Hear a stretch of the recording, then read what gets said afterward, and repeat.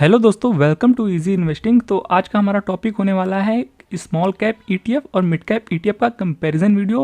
और हाल ही में हमें कुछ लोगों ने कमेंट करके भी पूछा था कि स्मॉल कैप और मिड कैप ईटीएफ में कौन सा ईटीएफ बेटर निकल के आता है और अभी के टाइम पे हमें कहाँ पर निवेश करना चाहिए। तो सारा कुछ हम इस वीडियो में समझेंगे कि हमें कौन सा ईटीएफ अच्छा देखने को मिलता है, दोनों का कंपेरिजन भी देखेंगे और अभी के टाइम पर जो भी सिचुएशन है मार्केट में तो हमें किस ईटीएफ के साथ जाना चाहिए। तो चलिए वीडियो को शुरू करते हैं विदाउट वेस्टिंग एनी टाइम। तो देखिए, दो ईटीएफ को हम आज कंपेयर करने वाले हैं। एक है पहला स्मॉल कैप ईटीएफ जो कि है एचडीएफसी की तरफ से आता हुआ HDFC Nifty small cap 250 ETF, जो कि जैसा कि नाम से पता चल रहा है इसमें 250 स्टॉक होने वाले हैं। और अगला ईटीएफ जो है वो है मिड कैप का ईटीएफ जो कि मोतीलाल ओसवाल एएमसी की तरफ से आता हुआ देखने को मिल रहा है। Motilal Oswal Nifty mid cap 100 ETF इसका नाम है और नाम से ये भी पता चल रहा है कि इसमें 100 स्टॉक्स होने वाले हैं, जो कि आप यहाँ देख सकते हैं। और दोनों का प्राइसिंग की बात कर ली जाए तो इस वाले यानी मिड कैप ईटीएफ का जो प्राइस है वो है 50 रुपये आज की डेट में। और बाकी सब कुछ रिटर्न सारा कुछ हम समझेंगे। तो सबसे पहले अब बात कर लेते हैं स्मॉल कैप ईटीएफ की। तो स्मॉल कैप ईटीएफ का जो प्राइस है आज की डेट में वो अराउंड 140 के आसपास है, 139.69 रुपीज़। और बीते एक साल में इस ईटीएफ ने शानदार रिटर्न निकाल के दिया है।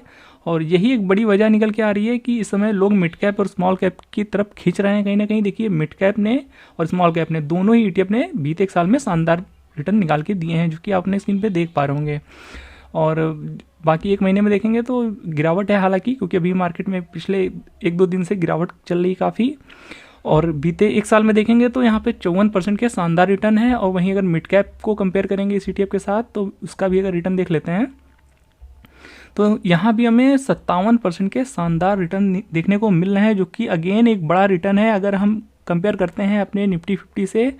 तो निफ्टी 50 में जहाँ बीते एक साल में हमें 30% के आसपास रिटर्न देखने को मिल रहे हैं इंडेक्स में, वहीं ऑलमोस्ट हमें मिड कैप में डबल रिटर्न देखने को मिल रहे हैं।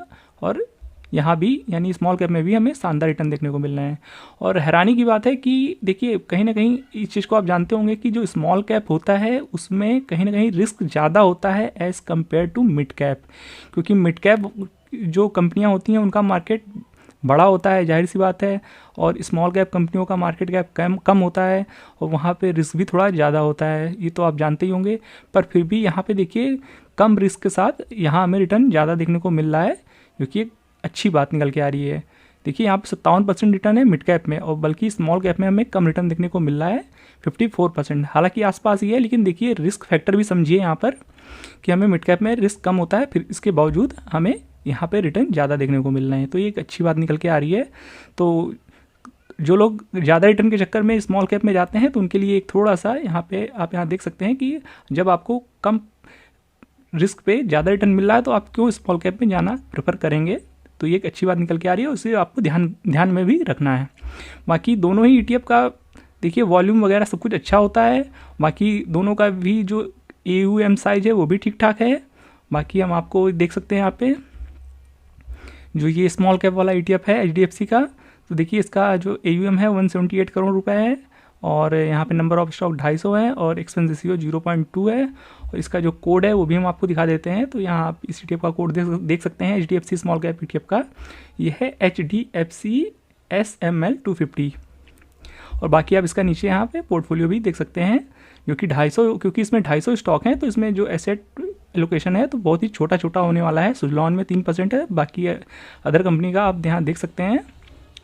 तो ऐसे ही हम आपको चलिए दिखा देते हैं एक बार ये जो मोतीलाल ओसवाल का मिड कैप 100 ईटीएफ है, जिसका की प्राइस ऑलमोस्ट 50 रुपये के आसपास है आज की डेट में। और इसका भी वॉल्यूम हमें अच्छा देखने को मिल जाता है। आज की डेट में 3,71,000 के ऊपर का वॉल्यूम जनरेट हुआ है और AUM साइज इसका ज़्यादा है 352 करोड़ का और नंबर ऑफ स्टॉक 100 हैं और एक्सपेंस रेशियो 0.23 है। और इस ईटीएफ की कोड की बात की जाए तो MOM 100 इस ईटीएफ का नाम है।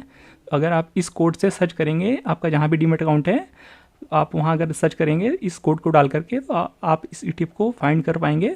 और अगर आपके पास डीमेट अकाउंट नहीं है तो लिंक आपको डिस्क्रिप्शन बॉक्स में मिल जाएगा, आप वहाँ से चाहे तो ग्रो जीरोधा या आप स्टॉक्स में अपना डीमेट अकाउंट खुला सकते हैं। बाकी यहाँ पे आप शेयर होल्डिंग्स देख सकते हैं कि किस स्टॉक में इसका कितना % पैसा लगा हुआ है, तो आप यहाँ देख सकते हैं। तो यहाँ भी बहुत ही थोड़ा पैसा लगा हुआ है, क्योंकि यहाँ पे 100 स्टॉक्स में पैसा लगाना है। तो PFC में देख सकते हैं 2.93% है, REC में 2.82% है। ऐसे ही आप सारे स्टॉक्स यहाँ नेक्स्ट करके देख सकते हैं। एक एक स्टॉक के बारे में बताएंगे तो वीडियो काफ़ी लंबी हो जाएगी। तो ये दो ETF के बारे में हम बात कर रहे थे। तो देखिए हम जो बात कर रहे थे कि देखिए रिटर्न हमें दोनों ही ETF में ऑलमोस्ट सेम देखने को मिल रहा है। तो आप कहीं ना कहीं अगर आप इस टाइम में मार्केट, जैसा कि आपको पता ही होगा कि देखिए मार्केट लाइफ हाई के आसपास ही है, ऑलमोस्ट थोड़ा सा ही गिरावट में देखने को मिल रही है। तो उतना गिरावट, कुछ खास गिरावट नहीं है, हालांकि 1-2 दिन में गिरावट हुई है, पर देखिए निफ्टी सिर्फ 1.5% ही नीचे है। तो उतनी गिरावट, कोई गिरावट मायने नहीं रखती है। तो आप इसे कंसिडर कर सकते हैं, लाइफ हाई के आसपास ही है। और अभी जो लाइफ हाई लगा था वो तकरीबन 22,500 के जस्ट ऊपर गया था, 22,525 के आसपास। तो कह सकते हैं कि मार्केट लाइफ हाई के आसपास ही है। तो देखिए जब भी मार्केट लाइफ हाई के आसपास होता है तो हमें कहीं ना कहीं जो एक अच्छा इन्वेस्टर होता है वो कहीं ना कहीं देखिए अपना जो स्मॉल कैप है या मिड कैप में वहाँ पर होल्डिंग कम कर देता है और कहीं ना कहीं लार्ज कैप की तरफ शिफ्ट होने की कोशिश करता है। तो ये तो सभी जानते हैं। तो देखिए ऐसे में जैसे कि जब निफ्टी लाइफ हाई के आसपास है और बीते 6 महीने से तकरीबन हमें back to back life high देखने को मिल रहा है, जो कि आप यहाँ देख सकते हैं। बीते 6 महीने का अगर आप देखेंगे ना तो लगातार हमें एक नया हाई देखने को मिला है। लगातार कुछ हफ्तों के दौरान हमें नया हाई बनता हुआ देखने को मिला है। तो ऐसे में जब बीते 6 महीने से लगातार कोई इंडेक्स यानी निफ्टी 50 जो हमारा सबसे बड़ा इंडेक्स है, तो वहाँ पे जो हमें बीते 6 महीने में नया हाई बनता हुआ देखने को मिल रहा है, तो कहीं ना कहीं ऐसे टाइम पे हमें अब थोड़ा सा यहाँ पे सेफ प्ले करना चाहिए और कहीं ना कहीं हमें जो हमारा जो मेन पैसा है वो हमें कहीं ना कहीं थोड़ा सा लार्ज कैप की तरफ शिफ्ट करना चाहिए। और स्मॉल कैप में तो थोड़ा कम ही, हमें जितना कम से कम हो सके उतना कम से कम हमें निवेश इस समय स्मॉल कैप में इन्वेस्टेड रहना है। क्योंकि देखिए यहाँ से अगर गिरावट आई इनकेस, तो ये है निफ्टी 50। तो देखिए अगर यहाँ से अगर निफ्टी 50 अगर 1000 पॉइंट भी गिरता है ना, यानी तकरीबन अगर बात की जाए इन फिगर में, तो तकरीबन अगर 5% भी करेक्ट होता है निफ्टी 50, तो हमें जो स्मॉल कैप है वो तकरीबन 3 गुना तक गिरता हुआ देखने को मिल सकता है। इस चीज़ का आप ध्यान रखिएगा कि क्योंकि निफ्टी 50 जितना भी गिरता है हमें तकरीबन 2.5 से 3 गुना असर हमें स्मॉल कैप में देखने को मिलता है और तकरीबन 2 गुना असर हमें मिड कैप में देखने को मिलता है। तो ये चीज़ आपको ध्यान में रखनी चाहिए, क्योंकि अगर यहाँ से निफ्टी 50 अगर 5% या 10% गिरता है तो हमें एक बड़ा इम्पैक्ट देखने को मिलेगा स्मॉल कैप ETF में। तो देखिए जब रिटर्न हमें दोनों में सेम देखने को मिल रहा है, मिड कैप और स्मॉल कैप में, तो प्रेफर आप कोशिश करिए मिड कैप में ही। अगर आप निवेश करना चाहते हैं इस समय तो मिड कैप की तरफ फोकस कर सकते हैं। पर अगेन यहाँ पर आपको एक बार में ज़्यादा निवेश नहीं करना है, आपको लमसम की तरफ नहीं आना है। आपको थोड़ा थोड़ा पैसा अपने जो भी निवेश करना चाहते हैं आप उसको कोशिश करिए कुछ पार्ट में, 4 से 5 पार्ट में निवेश करिएगा हर एक गिरावट पे। और बाकी किसी प्रकार का निवेश करने से पहले एक बार अपने फाइनेंशियल एडवाइजर की हेल्प जरूर लीजिएगा। यहाँ पर हम सिर्फ आपको दोनों ETF के बारे में बता रहे हैं कि कौन सा ETF बेटर निकल के आ रहा है आज के टाइम पे। क्योंकि देखिए अगर लाइफ हाई पे अगर आप स्मॉल कैप में जाएंगे तो कहीं ना कहीं रिस्क थोड़ा बढ़ जाता है और मार्केट गिरेगा तो सबसे ज़्यादा स्मॉल कैप ही गिरेगा। इस चीज़ का आपको ध्यान में रखना है। और मिड कैप उसके कंपैरिजन में यानी स्मॉल कैप के कंपैरिजन में थोड़ा सा कम गिरता हुआ देखने को मिलेगा। और लार्ज कैप में तो पैसा सेफ ही रहता है, ये तो आपको पता ही है। तो निफ्टी 20 या निफ्टी 50 में अगर आप निवेश करेंगे तो यहाँ तो आपका पैसा सेफ ही रहता है, यहाँ पे हमें सबसे कम गिरावट देखने को मिलती है।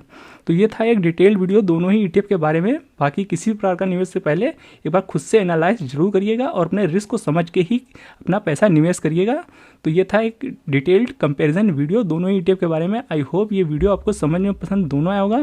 वीडियो पसंद आया हो तो वीडियो को लाइक और चैनल को सब्सक्राइब करना बिल्कुल भी मत भूलिएगा। मिलते हैं नेक्स्ट वीडियो में, तब तक के लिए गुड बाय।